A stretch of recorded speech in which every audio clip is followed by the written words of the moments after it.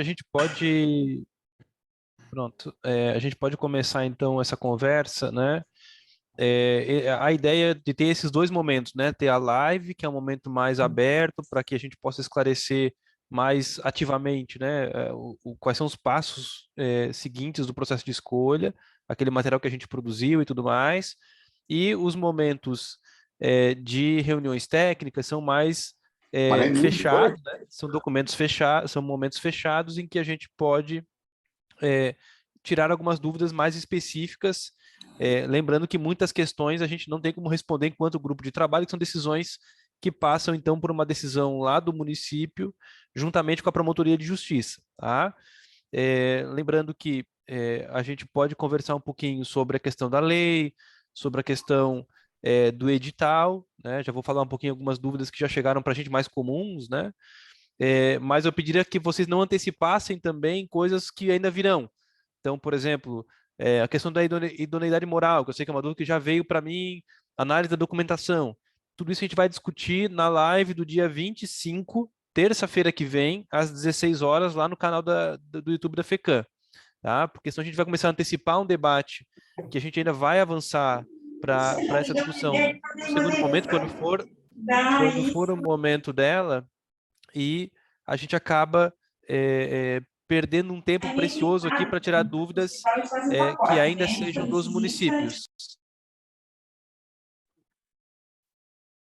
Vou pedir para que a gente... Obrigado, Janice. Eu vou pedir para que quem tiver dúvidas com relação a questões futuras, que aguarde a live do dia 25, tá? Agora, quem tiver dúvidas com relação àquilo que ainda está acontecendo, ou que já deveria ter acontecido e ainda não aconteceu, aí fique à vontade, né? Só peço que seja muito breve na sua exposição, para que a gente possa terminar aí sem muita demora esse nosso encontro de hoje, tá? Dúvidas com relação ao processo de escolha que já chegaram e que acho que a gente já pode tentar esclarecer, que talvez seja uma dúvida de muitos aqui. Com relação ao apoio da Justiça Eleitoral, tá? Na semana passada houve uma reunião no Tribunal Superior Eleitoral em Brasília, com todos os presidentes dos tribunais regionais eleitorais, e ficou definido que o TSE, ou seja, o Tribunal Superior Eleitoral, vai expedir uma resolução estabelecendo as regras mínimas para o apoio dos TRS em cada estado. Então, assim que o TSE publicar esta resolução, o nosso TRE, o Tribunal Regional Eleitoral, vai publicar uma resolução aqui para Santa Catarina, estabelecendo qual será o apoio e quais são os prazos que os municípios têm que observar, né, para fechamento da lista de eleitores, para encaminhamento da informação dos candidatos. Então, tudo isso será ainda objeto de deliberação. Acredito que nas próximas semanas a gente deva ter essa definição. Então, peço para que os municípios aguardem mais um pouquinho, muitos nos procurando a respeito da urna eletrônica, o que vai ser feito. Isso, no seu tempo, vai acontecer, tá? Nós estamos já com um encaminhamento bem avançado com o TRE para ter o apoio da Justiça Eleitoral com urna eletrônica em todos os municípios de Santa Catarina, e não apenas nos 120, como foi na eleição passada, mas para isso ainda precisamos de algumas articulações aí com o TRE, tá? Podem aguardar, a Cíntia perguntou, aguardem a publicação da resolução, e aí quando isso for publicado, isso estiver definido, o grupo de trabalho vai se encarregar de comunicar a todos os conselhos de direitos, tá? Todos os municípios. A gente vai fazer, quando sair essa definição, a gente vai fazer uma outra live, uma outra reunião técnica só para discutir a questão do apoio do TRE, com a participação do TRE, de tudo, né, sendo trabalhado nos mínimos detalhes.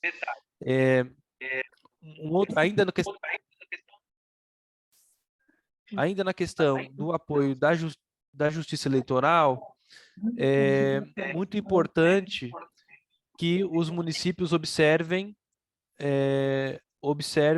a previsão de votação uninominal, tá? Eu sei que a maioria dos municípios já fazem isso, cada eleitor tem direito a apenas um voto, mas eu soube que em alguns municípios isso gerou algum debate, alguma dúvida, né? Inclusive orientações equivocadas, tá?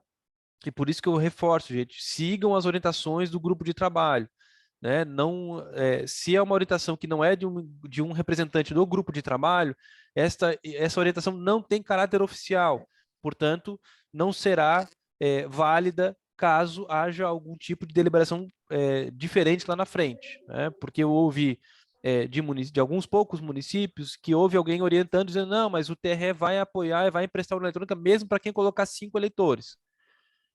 Cinco votos por eleitor. Tá? Primeiro, eu lembro que a resolução 231 do CONANDA já indica que a votação tem que ser uninominal, e o TRE, quando foi, nós tivemos uma reunião no mês passado com o TRE nos esclareceu que quase com 100% de certeza eles só conseguiriam apoiar os municípios que tivessem apenas um voto por eleitor. Então, isso é muito importante que os municípios fiquem atentos. Se isso tiver previsto em lei, tem que alterar. Tá? Se tiver previsto em lei que mais de um voto por município, mais de um voto por eleitor, isso tem que ser alterado na lei, porque isso é condição de possibilidade para o apoio da justiça eleitoral. A nossa minuta de lei, quem seguiu a nossa minuta de lei, já está lá, né, que é a votação uninominal.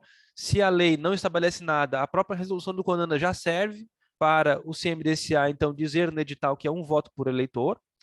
É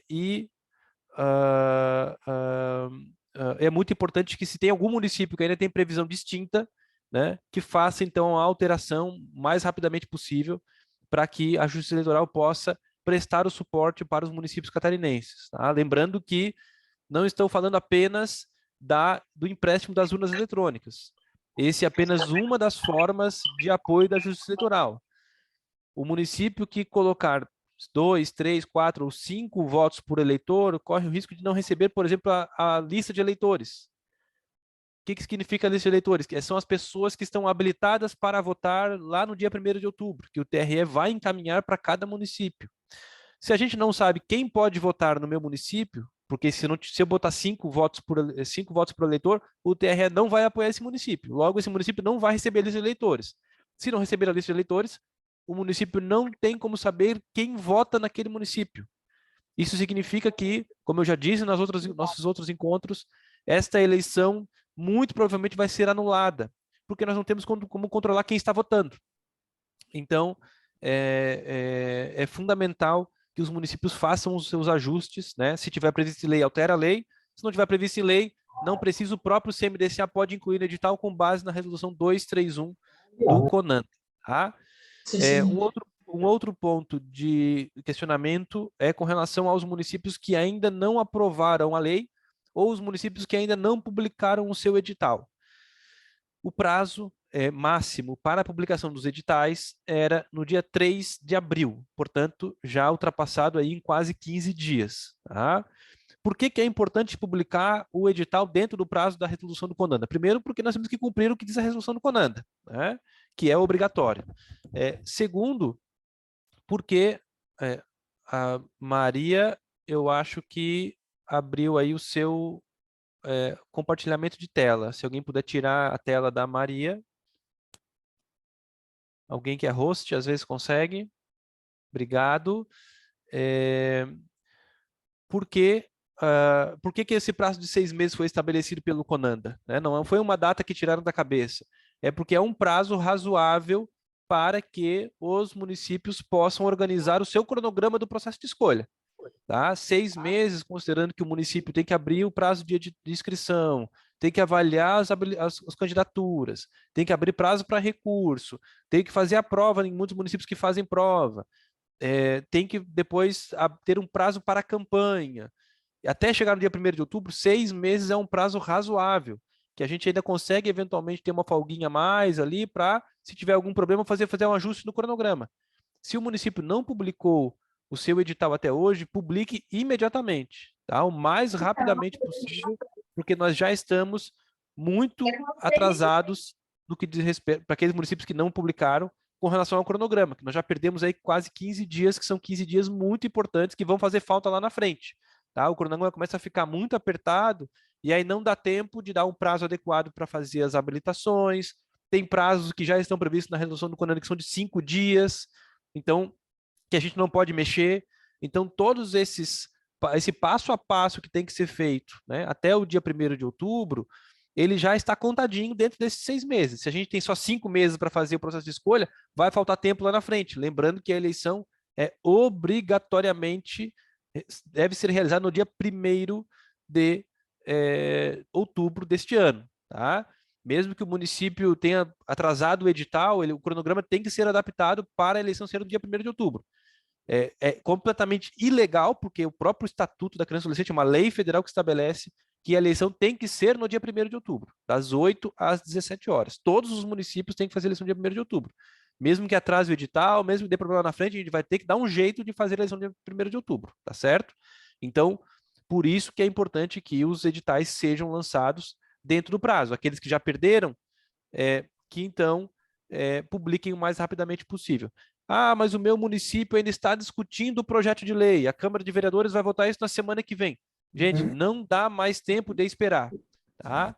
Não dá mais tempo de esperar o Legislativo aprovar ou não a lei, tá? Publiquem o edital com a lei atual e aí façam uma articulação ali com a Câmara de Vereadores para que conste na lei que a lei vai passar a vigorar a partir de 10 de janeiro do ano que vem, logo apenas para os próximos conselheiros tutelares eleitos, não impactando o processo de escolha. Se isso não aconteceu, o município publicou a lei e tem um edital já na praça, sentem com o jurídico da prefeitura e com a promotoria de justiça, porque vocês vão ter que adaptar o edital para a nova lei. E aí tem coisas que dá para adaptar, tem coisas que não dá para adaptar, tá? Então vocês têm que tomar muito cuidado, por isso que o ideal é que isso não aconteça, né? O ideal é que, se a discussão do projeto de lei acabar demorando mais e ser aprovado lá já com o edital publicado, que conste lá um dispositivo dizendo que isso vai ficar para o próximo próximo mandato, tá? Aí vocês seguiriam com o edital como está publicado hoje, tá certo? Esses são os 2 principais pontos que eu queria começar, e aí acho que a gente pode abrir aí para as dúvidas, lembrando que dúvidas que ainda vão chegar ainda dos próximos passos, né? Vamos deixar para o dia 25, para a nossa próxima live. Já peço que todos estejam lá conosco e possam divulgar também essa live lá no canal da FECAM. Isso. Só lembrando, doutor João, que a próxima do dia 25, ela vai ser no canal do YouTube da FECAM, tá? Não aqui na sala. E aí, todas que estão no canal do YouTube, elas ficam gravadas, disponíveis lá no site da FECAM, no playlist lá do canal do YouTube, tá? A Arlete levantou a mãozinha aqui. A Arlete tem dúvidas? Gostaria de abrir o áudio e perguntar? Ou foi algum engano aqui da mãozinha? Arlete? E aí, lembrando, doutor João, dessas 2 questões que você acabou de falar, foram também questões que chegaram para nós, dos municípios, tá? E agora, ali no chat, chegou uma questão relacionada à questão, novamente, da carteira de habilitação, né? Que é uma exigência ilegal aos conselheiros tutelares, que a gente tem orientado faz bastante tempo, que ela não pode permanecer, não deve permanecer, né, na questão das leis municipais. Obviamente, com certeza, que a gestão municipal ela deve dispor, né, de motorista, que não necessariamente é exclusivo em municípios onde não se justifica uma exclusividade de motorista, mas ele tem que estar à disposição do conselho tutelar sempre que necessário para fazer os seus devidos atendimentos. Então, alguém perguntou aqui, não sei se alguém do grupo, o doutor João, quer reforçar essa questão da habilitação, e a Arlete não respondeu. Janice, Oi, Arlete. Oi. Consegue me escutar? É Arlete? Sim. Sim. Sim, pode falar, querida. Sim. Eu queria tirar algumas dúvidas e dizer que aqui em Timbé do Sul foi corrido normalmente ali, conforme a documentação que vocês nos enviaram, e só que o nosso cronograma ele foi alterado, mas a gente conseguiu preservar as datas finais e as datas que são obrigatórias. Por quê? Porque em Timbé do Sul foi decidido, né, que não haveria prova. Aqui a exigência é nível 2º grau. Está me escutando? Alô? Estamos te ouvindo, Arlete. Tem vários áudios abertos. Ah, tá bom. Tá. Certo. Pode falar, Arlete, está tranquilo. Então, nosso cronograma foi alterado por conta de não haver as provas, né? E o que a gente conseguiu fazer? Quando fomos levar a lei, a prefeitura, o município pediu para que o CMDCA fosse até a Câmara para também conversar com os vereadores para apresentar o projeto de lei, né, que o município fez, conforme o modelo e orientações do grupo de trabalho, com algumas adequações conforme a realidade do município, e algum vereador sugeriu que se pudesse estender o período de inscrição. O que a gente fez? Como não tinha prova, a gente estendeu para 2 meses. Essa foi a diferença do que vai ser seguido por outros municípios. E também uma dúvida de uma inscrição que não aconteceu ainda, mas é a conselheira tutelar, vai ir para reeleição, e o comprovante de residência dela não é no nome dela. Ela é natural de Timbé do Sul.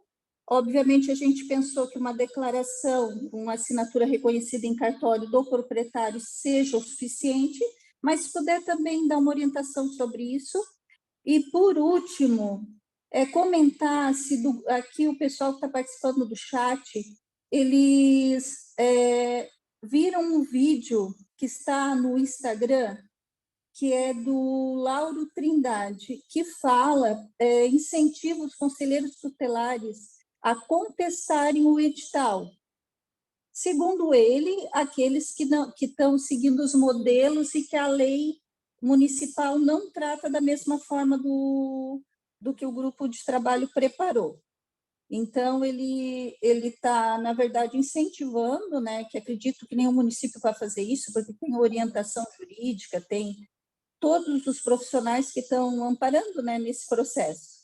E eu queria, era isso daí as questões, tá? E agradecer todo o trabalho, que foi muito válido para nós, porque deu suporte e orientou nós para a gente estar no estágio que está, tudo em dia e encaminhando. E também, para finalizar, aqui é uma cidade pequena e tem pessoas que estão se queixando que não vão se inscrever porque não é 30 horas e sim 40 horas. Seria isso, muito obrigada. Doutor João faz as respostas ou... Tá, vou começar pelo... a Arlete perguntou sobre a questão da comprovação, vou começar por essa questão da comprovação do domicílio, né? Gente, isso é uma questão que a gente não tem como responder enquanto grupo de trabalho, tá? Que é uma avaliação do CMDCA, tá? O CMDCA tem que avaliar se aquela documentação é suficiente para comprovar a residência do candidato ou não, tá?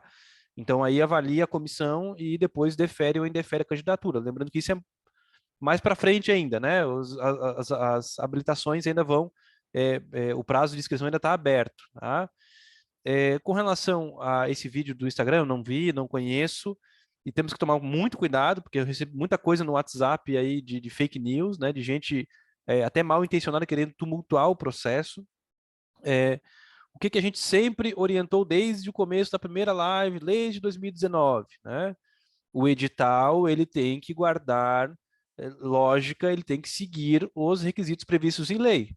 Então, a gente mandou uma minuta de lei, os municípios que aprovaram a lei da forma que a gente encaminhou, poderiam pegar aquele edital que a gente minutou e adaptá-lo, né, para a sua lei municipal e lançá-lo, né? Agora, se o município não aprovou a lei como a gente encaminhou, o edital tem que guardar correspondência com a lei municipal. Como a gente já disse várias vezes, a lei municipal... Eu prestei atendimento ali para a família, só que nesse que tu me mandou aqui, tu mandou o formulário de... Como eu vinha falando, o edital não pode contrariar o que diz a lei e não pode criar novos requisitos que não aqueles previstos em lei. Tá? É isso que a gente pode falar assim à distância daqui, né? Então, não é porque o município publicou o edital com base na minuta que o grupo elaborou que está tudo certo, porque esse edital o município teria que ver, o CMDCA teria que ver e adaptar à sua lei municipal. Por isso que é tão importante aprovar a lei, porque aprovando a lei, você tem certeza de que todo o material, a partir daquilo que a gente elaborou, vai estar de acordo dali para frente, tá? Agora, se houver algum tipo de questionamento, né, se tiver coisa no edital que eles alegam que não está na lei, eventualmente, aí é um questionamento que pode ser feito, todo cidadão tem direito, né, à petição, então peça para que seja feito de forma fundamentada, entregue ao CMDCA, isso pode ser feito também na Promotoria de Justiça, né, e aí a gente vai responder, o CMDCA, a Comissão Eleitoral, vai responder dizendo por que não considera que essas alegações são válidas, né, e qualquer dúvida pode ser encaminhada também para a Promotoria de Justiça para que sejam esclarecidas todas as dúvidas. Tá? Por fim, a Arlete perguntou com relação à questão dos prazos, eu não entendi muito bem, Arlete. Pelo que eu entendi, vocês tinham Doutor João, tirado... Oi, diga, Janice. Dos prazos, pelo que eu entendi que ela comentou, o vereador pediu para estender um pouquinho o prazo da inscrição. Eu não vejo nenhum problema na data de alterar, a pedido da Câmara de Vereadores, alterar a data de entrega da inscrição, da documentação. Ela não alterou demais, né, Arlete, me corrija se eu estou equivocada, não alterou as demais datas do cronograma, principalmente em relação à data da eleição, que é a principal data que não pode ser alterada, enfim, algumas regiões unificaram a data da capacitação, da prova, porque vão fazer de forma coletiva, isso, Arlete? Foi só estendido o prazo de entrega da documentação dos candidatos, isso? Sim, foi isso. Sim, é porque o nosso município não vai acontecer provas, isso, né? que ela está funcionando perfeitamente. É isso que eu queria entender, Arlete, mas Arlete, não vai ter prova porque foi tirado da lei a prova ou porque o CMDCA decidiu não fazer a prova a pedido do vereador? É isso que eu queria entender. Não tem nada a ver. A prova na lei anterior já nem existia, nunca existiu prova em Tibé do Sul. Tá, e nessa lei agora atual também não colocaram a prova. É isso, Arlete? Não tem prova, não tem previsão de prova na lei? Não, doutor João, pelo que eu entendi, não. Tá, porque se tiver previsão na lei, tem que fazer a prova, né? Não é uma recomendação. Se não tiver na lei, tudo bem, aí pode adaptar o prazo, não tem problema, só porque que a Arlete falou que tinha aprovado a lei de acordo com a nossa minuta. A nossa minuta tem a prova, né? Inclusive, é uma recomendação do CONANDA que seja feita a prova também.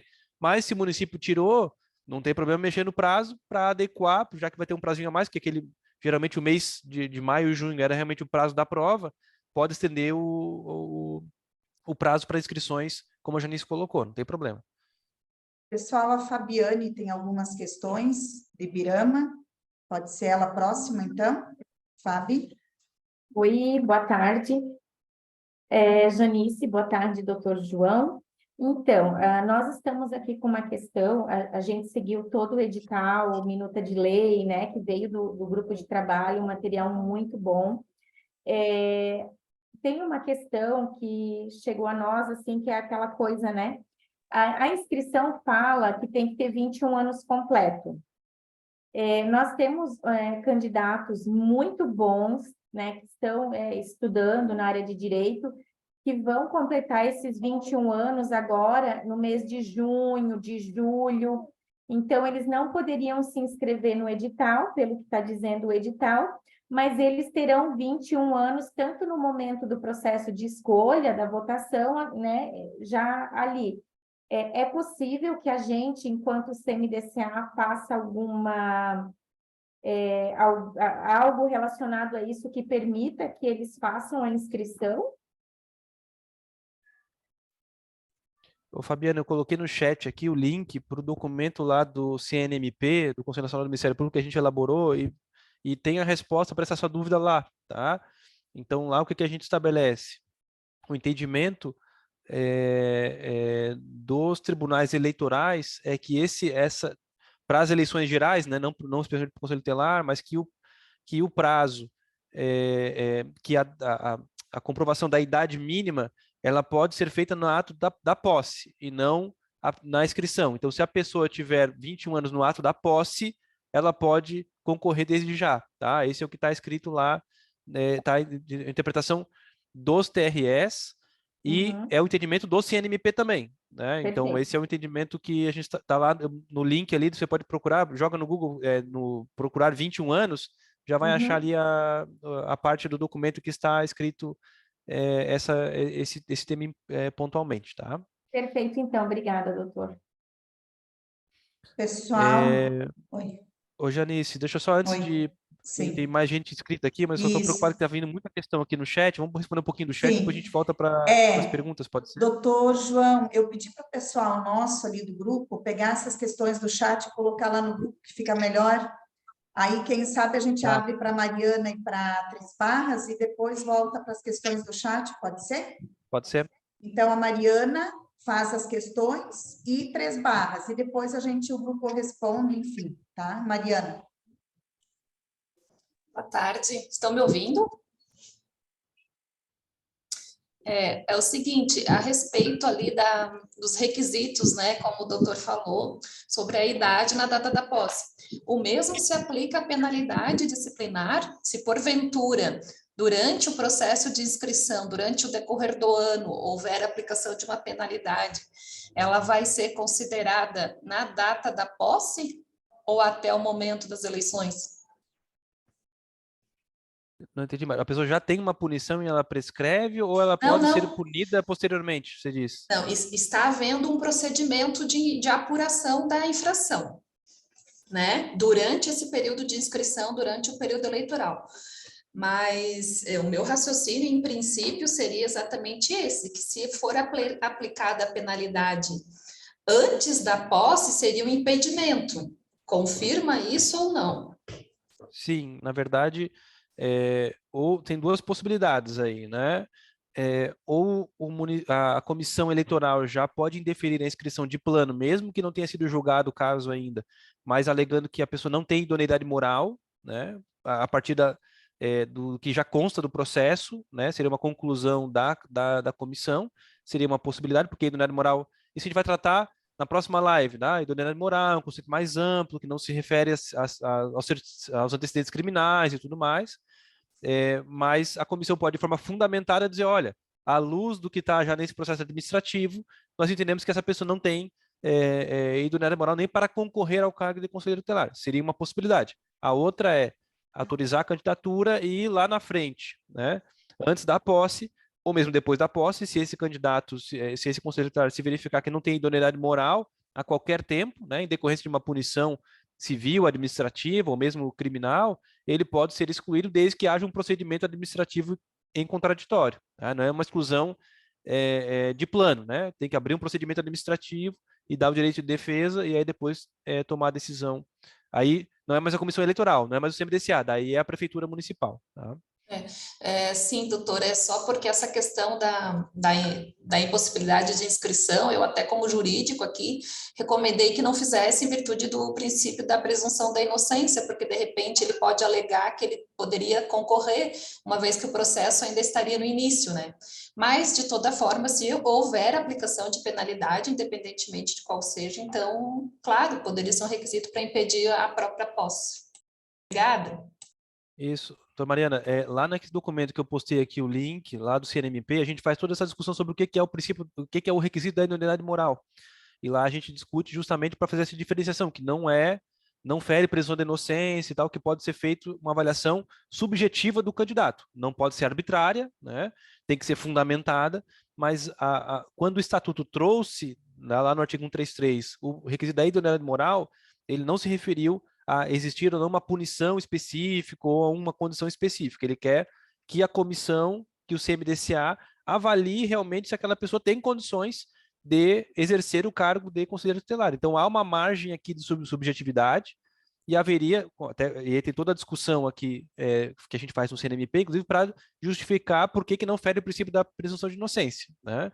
Mas aí tem que avaliar o caso concreto, né? Não tem como dizer assim de plano, mas existiria, na minha compreensão, e com base nesse documento que é do próprio CNMP, né, então dá um substrato interessante para um parecer jurídico do município, que é a posição, né, do Conselho Nacional do Ministério Público, de que seria possível excluir um candidato, ainda que o procedimento administrativo seja só no início, mas que já tem elementos fortes a indicar que ele não tenha condição moral para exercer o cargo de conselheiro tutelar.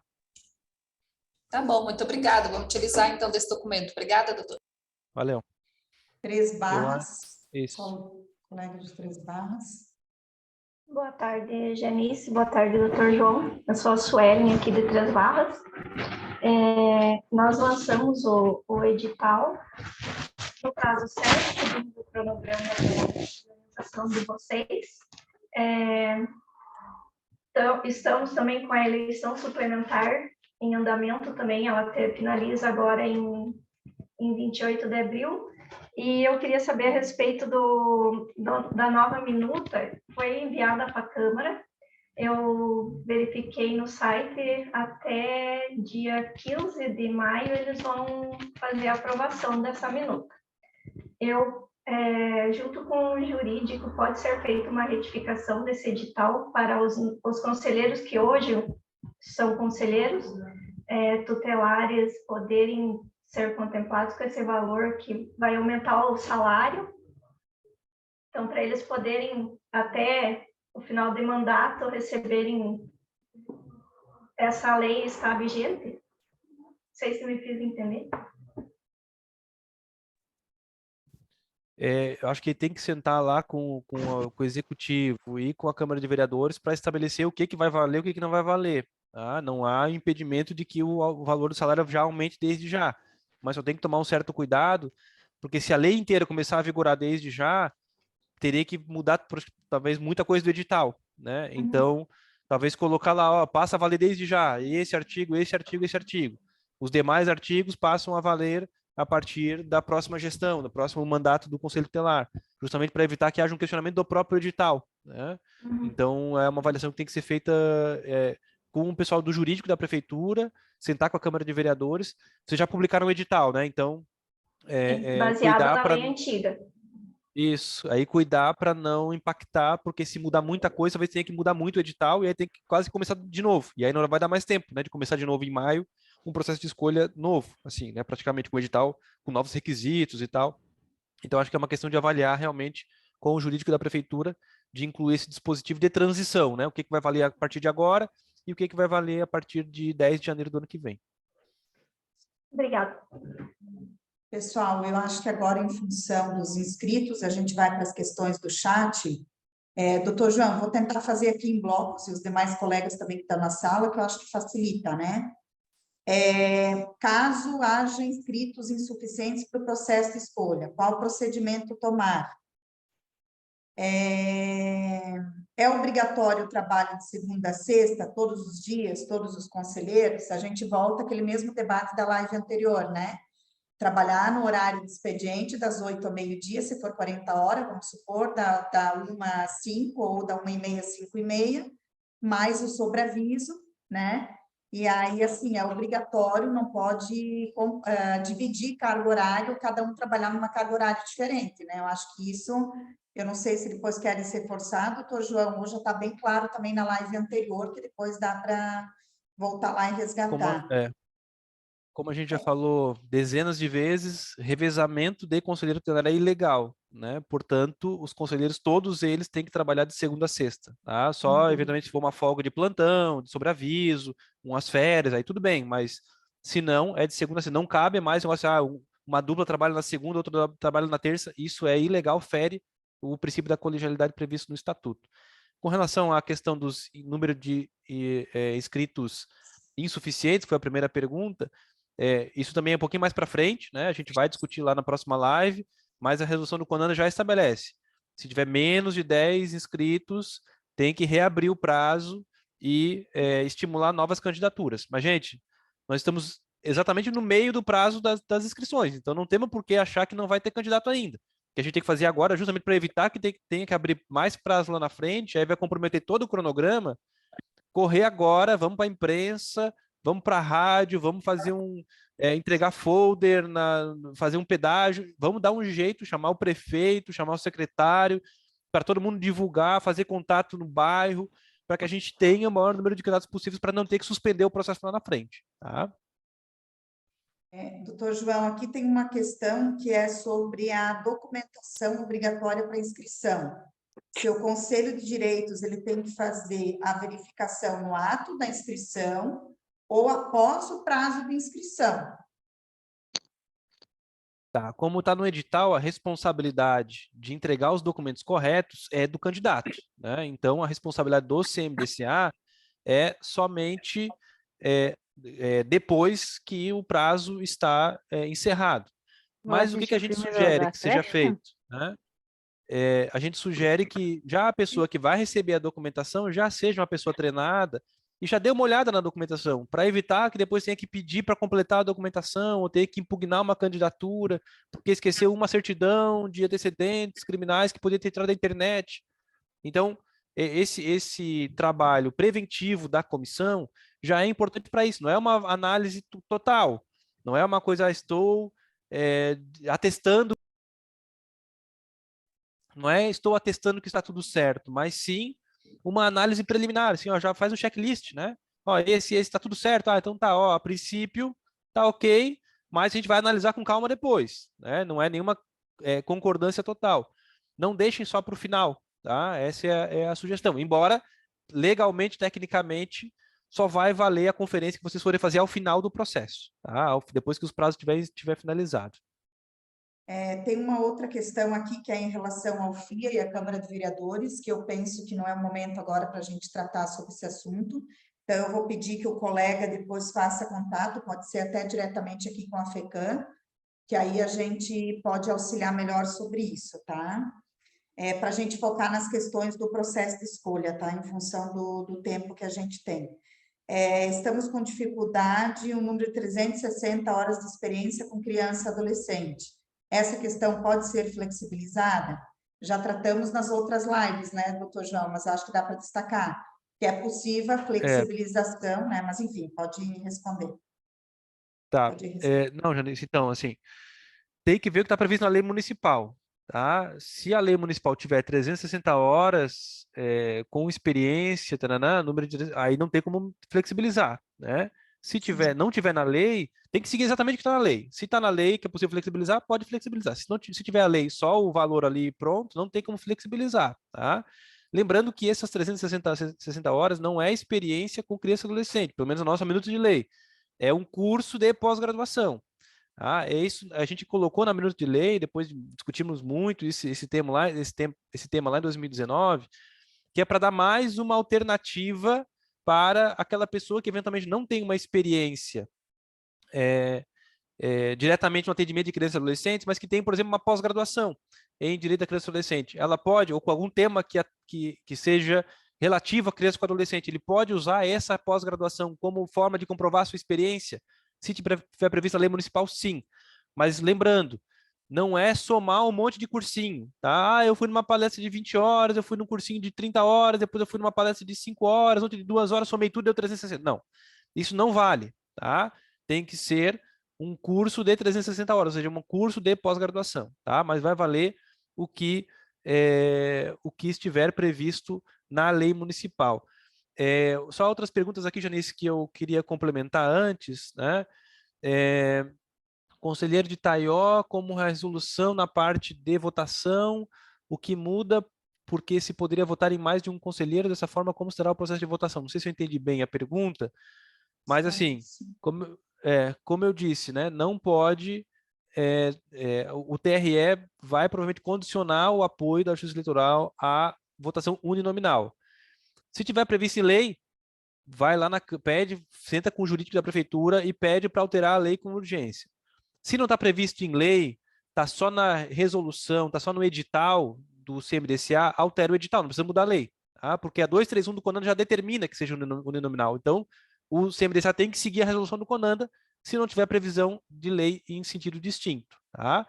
Se tiver votação em mais de um eleitor votar em mais de um candidato,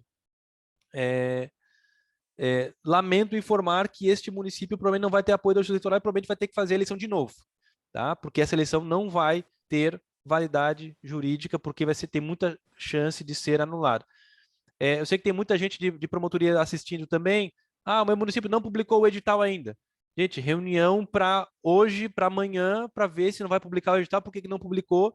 Se não publicar, assim, até depois de amanhã, é ação civil pública. Tá? Tem que ajuizar a ação civil pública para o município correr com a publicação do edital, porque não dá mais para esperar. Tá? Se demorar mais de uma semana, a gente não consegue ter prazo suficiente depois para conduzir o resto do processo de escolha. Tá? Okay. Doutor João, aqui tem uma questão. O servidor municipal aposentado pelo INSS, se ele entrar, fazer inscrição, e aí se eleger conselheiro tutelar, se ele vai receber aposentadoria ou a remuneração por cargo. E aí, já nisso também, o pessoal pergunta pessoas de 75, 78 anos, se tem alguma previsão. Né? A questão da idade, ela não é empecilho, né? A pessoa pode se inscrever, vai participar do processo, agora a questão é que ela vai participar da prova, se tiver, né, prova ali na área de tecnologia, vai passar por essa prova também, e depois vai ter que ter a habilidade de saber e conseguir dar conta de dar também com o sistema do CIP-CT, elaborar relatório, né, toda essa parte do processo de trabalho do conselheiro tutelar, né? Eu acho que era um pouco nessa linha que a gente vinha conversando, mas pode complementar aí, doutor João. Não pode limitar a idade máxima, tá? Porque o ECA não traz idade máxima para ser conselheiro tutelar. Então, essa é uma avaliação que, se o candidato passar por todas as provas, por todo o processo de habilitação, ele está apto a concorrer. E aí cabe à comunidade decidir se aquele candidato mais velho, né, mais idoso, tem condições de exercer bem a sua função. Uma outra dúvida que surgiu aqui com relação à avaliação psicológica, e depois a Daniela perguntou aqui no final também, pode estar no edital que é necessário esta experiência em atendimentos com crianças, e a pergunta foi com relação à questão da avaliação psicológica em ITA. Tá? A dúvida é, pode ser feita, né, com relação à avaliação psicológica, na alteração da nossa lei foi tirada, pode ser feita sem essa avaliação? Para as duas perguntas, a resposta é, o edital não pode prever nada diferente do que esteja na lei. Então, o pessoal de ITA não pode colocar no edital a avaliação psicológica, porque o candidato vai questionar e vai dizer, olha, não tem previsão legal para fazer a avaliação psicológica, e ele vai ganhar isso na justiça, tá? Então, não coloquem no edital, se vocês colocarem, retifiquem o edital, porque isso é certo que vai dar problema lá na frente, tá? A Daniela que perguntou se pode constar no edital experiência em atendimento de crianças, pode se estiver na lei. Se estiver na lei, pode, não só pode como deve, porque o edital tem que seguir exatamente o que está previsto em lei. Se não está na lei, não pode colocar no edital, tá? Porque daí o município não pode exigir, o CMDCA, a resolução não pode exigir uma coisa que não esteja prevista em lei, tá? Doutor João, tem mais algumas questões aqui, ó. Essa de Guaramirim, eu vou pedir para o pessoal fazer contato, mandar depois um oi aqui no WhatsApp e a gente responde diretamente para Guaramirim, pode ser? Que é uma questão mais específica do município, tá? Município de Serra Alta, nossa publicação saiu no dia 4, devemos deixar um dia a mais para as inscrições ou deixar com o prazo que estava? Eu não vejo dificuldade de um dia a mais para inscrição, desde que não atrapalhe o cronograma já previsto e feito, é isso, né? Aí depois... Não tem problema, pode deixar o prazo, pode aumentar, um dia mais, um dia menos não vai impactar, né? Hoje eu esqueci de responder a pergunta do INSS lá, sim, a resposta depende do que tiver previsto na lei municipal, tá? Mas isso não é problema para discutir agora, gente. Esse candidato, ele pode ser candidato, ele vai concorrer, ele vai ter que ganhar a eleição, vai ter que apresentar a documentação para tomar posse, e aí o jurídico da prefeitura vai avaliar, de acordo com a lei municipal, qual o salário que ele vai receber. Não se preocupe com isso agora, a gente vamos se preocupar com aquilo que é o nosso foco agora, que é o edital, o prazo, fazer movimentação com a comunidade para ter muitos inscritos. Isso é que a gente tem que se preocupar agora, tá? Tem muita dúvida que eu estou vendo aqui, que é coisa lá para o ano que vem, coisa para o futuro. A gente vai lá na frente voltar a ter outras lives, outras reuniões para responder isso também, tá? Isso, aí doutor, só boa tarde, finalizar, posso só Oi, responder essa questão sim, do INSS? sim. Eu acho até interessante, porque é do período de inscrição e pode ser que confunda algumas pessoas e eles não venham se inscrever por medo de perder a aposentadoria, alguma coisa nesse sentido. acredito eu, que a legislação, se a pessoa for aposentada por tempo de contribuição ou por idade, não há problema nenhum dela se candidatar e ela vai estar recebendo tanto o salário de conselheiro tutelar como o salário da aposentadoria dela, porque ela se aposentou por tempo de contribuição ou por idade. Então, não há problema em relação a isso. O problema é a pessoa que é aposentada por invalidez, né? Aí, nesse problema de invalidez, a pessoa pode estar respondendo até pelo próprio INSS ou pela previdência privada que a pessoa é aposentada por invalidez, porque vai estar trabalhando, ou senão vai ter que pedir o licenciamento lá da Previdência para deixar de estar aposentado naquele momento. Eu penso que seria isso, né? Perfeito, Jair. Duas contribuições, né?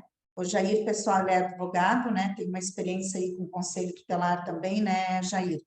E representa no grupo de trabalho a OAB, então, também é aí do nosso grupo de trabalho, né? E aí, só para a gente finalizar, porque tem 3 mãos levantadas aqui ainda na sala.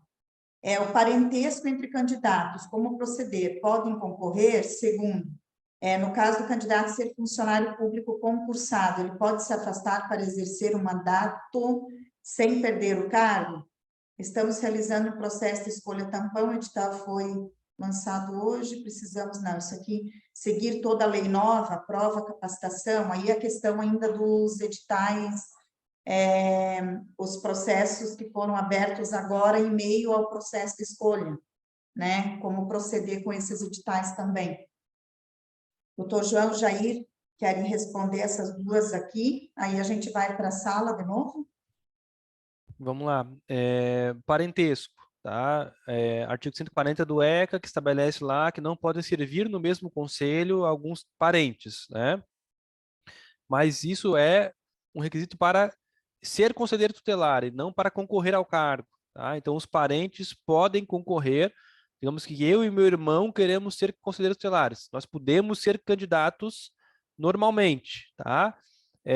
O que vai acontecer lá na posse, se nós dois nos elegermos, é que só um poderá tomar posse. Qual dos dois? Quem teve mais votos. Tá? E o outro vai ficar como suplente e só pode assumir quando eu sair do conselho. Tirei férias, ele assume como suplente. Eu me afastei, pedi exoneração, ele assume na suplência como titular. Tá? Mas isso não é um problema para agora. Os parentes podem concorrer normalmente. Tá? No caso de candidato ser funcionário público concursado, ele pode se afastar para exercer o mandato.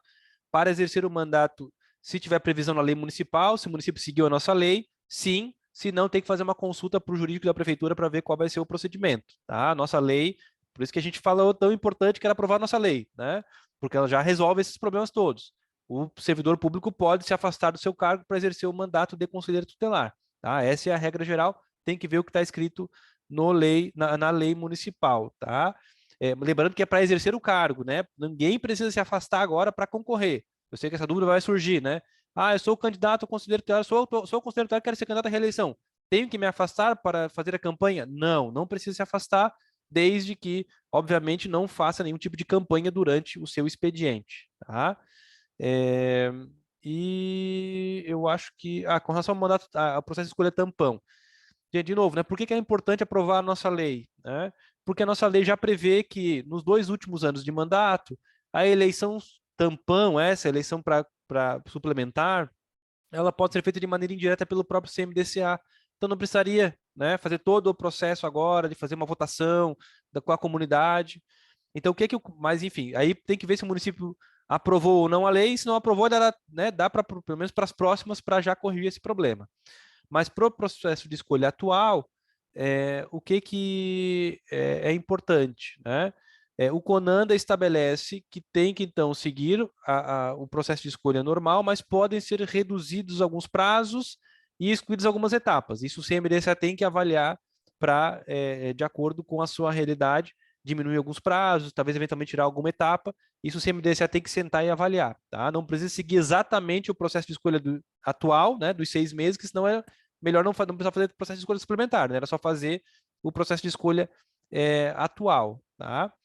E, por fim, eu acho que tem uma última dúvida que chegou aqui com relação a palmitos. Eu vou ler, daí depois a gente fechamos as perguntas, tá? Do chat, e a gente vai para as perguntas do pessoal que está com a mãozinha levantada, tá? A pergunta é: a lei municipal do município de Palmitos prevê que é vedada a participação de quem tem exercido o cargo do CT pelo período consecutivo superior a 2 mandatos. Esse critério acabou indo para o edital. A minuto de lei ainda está com o jurídico. Como devemos proceder com esse critério? Gente, o edital tem que ser retificado, tá? Porque nesse caso, não é uma questão só da lei municipal, é uma questão da lei federal, tá? O ECA estabelece que os candidatos, os conselheiros podem ser reconduzidos desde que passem por um novo processo de escolha, quantas vezes entenderem necessário. Então, podemos ter reeleição ilimitada. Então, nesse caso, a lei federal é mais forte do que a lei municipal, digamos assim, tá? Então, mesmo que seja na lei municipal, claro, dialoga lá com o jurídico da prefeitura para corrigir isso o quanto antes, mas já pode retificar o edital para que conste que pode, como diz o estatuto, tá? Artigo 136 ou 136, 139, não lembro agora o artigo de cabeça, que estabelece que pode ser reconduzido de forma ilimitada. Alterem o edital com base no estatuto, tá? Porque senão isso vai dar problema lá na frente. Os atuais conselheiros, né, que eventualmente queiram ir para o terceiro mandato, vão judicializar essa questão e vão ganhar, tá? Porque a lei federal se sobrepõe, nesse caso, à lei municipal, tá? Vamos então para as perguntas. Diga, Janice, vai lá, siga você aí. Tem mais duas aqui no chat, e aí a gente encerra as perguntas do chat, tá, pessoal? Em função do nosso tempo. Guardem as perguntas para o dia 25, tá bom? Então, assim, depois ainda as pessoas que estão com a mão levantada aqui. O servidor precisa apresentar um documento garantindo sua disposição para ser CT no ato da inscrição, caso o seu superior não concorde, ou não pode liberar, como faz, né? E aí a outra questão é: o executivo ou legislativo pode deliberar algo contrário, criar regra não deliberada pelo Conselho de Direitos? Eu entendo que essa aqui do Conselho de Direitos, não, nem o executivo, nem o legislativo, né? A minuta de lei, a aprovação durante a minuta de lei, seguindo todas as legislações vigentes, né? Não pode haver alteração que infrinja qualquer uma das legislações já existentes, né? Depende, Janice, assim. O município, ele tem, a gente mandou a minuta de lei, né, que segue o estatuto e tudo mais. Agora, tem questões pontuais que o município tem autonomia para definir. Então, mesmo que nesse ponto que o município tem autonomia para definir, mesmo que o CMDCA tenha indicado de uma forma, o legislativo e o executivo são os órgãos que são legitimados pela Constituição para decidir isso. O CMDCA não é o órgão que decide isso, né? Quem decide, quem aprova as leis municipais é a Câmara de Vereadores, e quem encaminha projetos de lei que digam respeito à administração pública municipal é o Poder Executivo. Então, não dá para responder que sim ou não, tá? Teria que avaliar que tipo de demanda que foi alterada lá pelo CMDC, pelo Executivo, para entender se isso é possível ou não. Por exemplo, o CMDCA encaminhou lá que não pode, já respondendo a questão da CNH, né? Que não vai ter, não, o CMDCA encaminhou como na nossa minuta de lei, não pode ter, exigir a CNH para ser conselheiro tutelar. E a prefeitura foi lá e colocou e a Câmara aprovou. Bom, isso aí, o que o CMDCA tem que fazer? Tem que representar no Ministério Público pela inconstitucionalidade da lei, tá? Então, é isso que tem que ver o que foi deliberado pelo município contrariando o CMDCA, porque as deliberações do CMDCA não necessariamente vinculam o poder legislativo. Depende do que a gente está tratando, tá? E a outra pergunta com relação à liberação ali do conselheiro tutelar no ato de inscrição, tem que ver o que consta da lei municipal. Se a lei municipal garante ao candidato esse afastamento, essa liberação, a própria lei já garante isso para o conselheiro, para o candidato, né? Se a lei não garante isso, aí o candidato tem que buscar o judiciário, ou de alguma outra forma, né? Buscar para fazer valer esse direito, eventualmente impetrar um mandado de segurança contra o gestor, fazer um requerimento formal para o gestor, e se ele indeferir, aí fazer, então, uma ação judicial para que haja, então, essa liberação por parte do judiciário. A Mariana está com a mão novamente levantada. Mariana, ou foi de antes? Foi de antes, tá. Então, o Josiel e a Kátia fazem as perguntas, e aí depois a gente responde e finaliza a reunião técnica de hoje, tá? Josiel e depois a Kátia. Boa tarde, primeiramente, a todos. Sobre o doutor, ele já respondeu sobre a exigência da CNH para os conselheiros tutelares. Foi colocada a lei aqui municipal e foi colocado na lei. E nós colocamos também no edital, como se faz para se proceder. E quanto à carga horária dos conselheiros tutelares, no edital nosso está 30 horas. São 30 horas ou são 40 horas semanais? Obrigado. Obrigado, José. Então, sim, CNH, o município manteve na lei ou incluiu na lei, e aí está no edital, encaminhar para a promotoria com urgência, tá? Porque daí a promotoria vai, se o promotor assim entender, esse é o entendimento do centro de apoio, do grupo de trabalho, né? E da jurisprudência pacífica do nosso Tribunal de Justiça e de outros tribunais, que a exigência de CNH é inconstitucional, né? Então, o promotor pode questionar desde logo o edital, ou entrar com uma ação direta de inconstitucionalidade, por meio de ação civil pública, ou questionar via ação direta de inconstitucionalidade perante o Tribunal de Justiça, tá? Ele tem 2 caminhos jurídicos para a promotoria seguir. Tá? Daria para questionar desde logo o edital, pedindo incidentalmente a inconstitucionalidade da lei municipal, ou dá para questionar perante o tribunal. Eu, se fosse promotor, já antecipando, porque eu sei que tem colegas que estão aqui assistindo, eu já que tem o edital, que é um fato concreto, né, eu já questionaria o edital numa ação civil pública, né, pedindo liminar para suspender esse dispositivo do edital e, como causa remota, né, a inconstitucionalidade da lei municipal que exige CNH, conforme jurisprudência reiterada do nosso tribunal, de outros tribunais de justiça, entendimento pacífico, né, da doutrina e tudo mais. E com relação a outra questão que o José levantou, desculpa, José, eu esqueci o que era. Era das horas. Das horas. Tá, assim, o nosso entendimento do grupo de trabalho é que qualquer carga horária inferior a 30 horas semanais é ilegal e inconstitucional, porque isso implica revezamento entre os conselheiros tutelares e fere, então, como a gente disse, aquele princípio da colegialidade. Se o município estabeleceu 30 horas, não tem problema, porque 30 horas não implica revezamento. Se for menos de 30 horas, a minha sugestão é também que represente na Promotoria de Justiça para que isso seja modificado, sem prejuízo, né, de eventualmente uma articulação do próprio CMDCA, de levar isso para a Prefeitura, de levar isso para a Câmara de Vereadores para ser alterado, tá? Mas se for entre 30 e 40 horas, não tem problema, tá? O que não pode é ser menos de 30 horas. Agora passamos para a Kátia e depois a Denilce.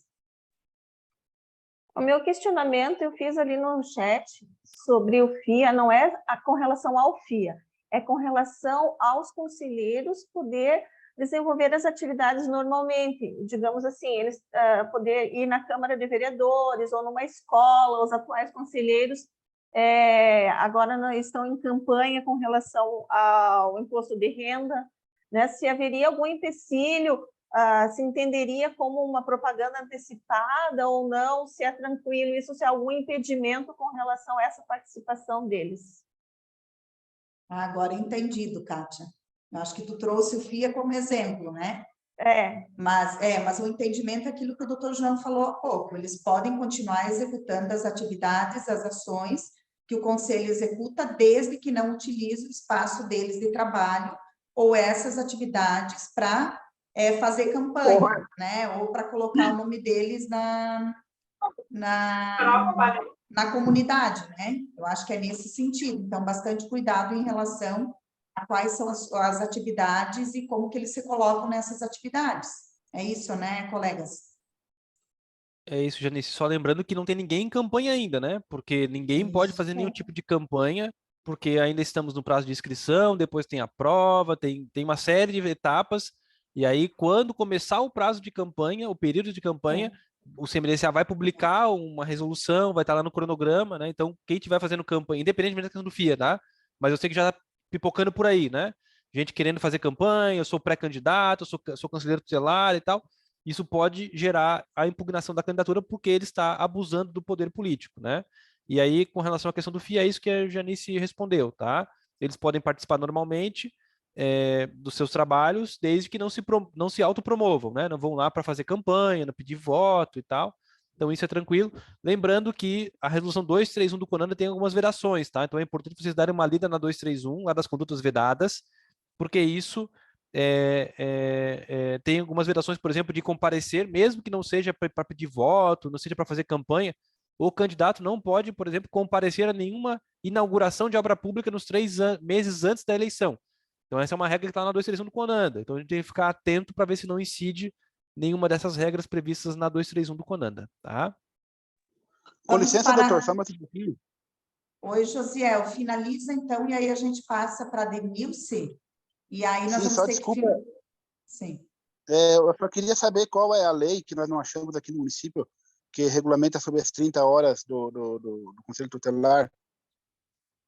Não é uma lei, é o próprio estatuto que estabelece que o órgão, o Conselho Tutelar é um órgão colegiado, né? E por ser um órgão colegiado, isso pressupõe que os conselheiros trabalhem simultaneamente. E qualquer carga horária inferior a 30 horas implica revezamento. Se é 20 horas, trabalha 4 horas, geralmente um de manhã, uma dupla de manhã, outra tarde, ou uns fazem segunda e outros na terça, fazem revezamento. O que a gente considera legal não é a carga horária em si, mas é a consequência dela, né? Isso está escrito lá na questão no nosso documento de orientações técnicas, tá? Do Conselho Tutelar, também outro documento elaborado pelo grupo de trabalho, eu vou colocar aqui no chat o link, tá? Vocês podem acessar, e lá está escrito qual é o fundamento e por que é proibido o revezamento entre os conselheiros tutelares, tá? Porque, doutor, aqui na nossa cidade, tradicionalmente, o Conselho Tutelar é 20 horas, daí fica 2 de manhã e 2 da tarde. Isso é ilegal, então? 2 de manhã Na e 3 da compreensão do tarde. grupo de trabalho, sim. Na compreensão do grupo de trabalho, sim. Aí tem que levar para a promotoria para ela avaliar, tá? Ok. Josiel, agora vamos finalizar então com a Denilce, e aí a gente finaliza a reunião de hoje. Fica à vontade.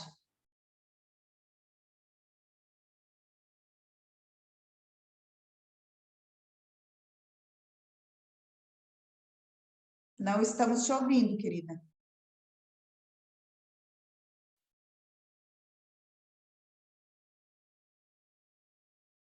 Não.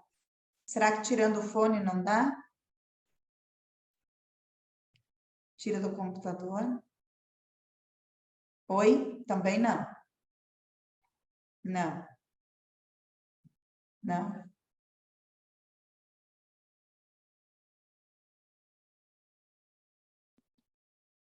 Escreve no chat, né? Escreve no chat ou encaminha para nós, e aí depois a gente retorna também. Pode ser?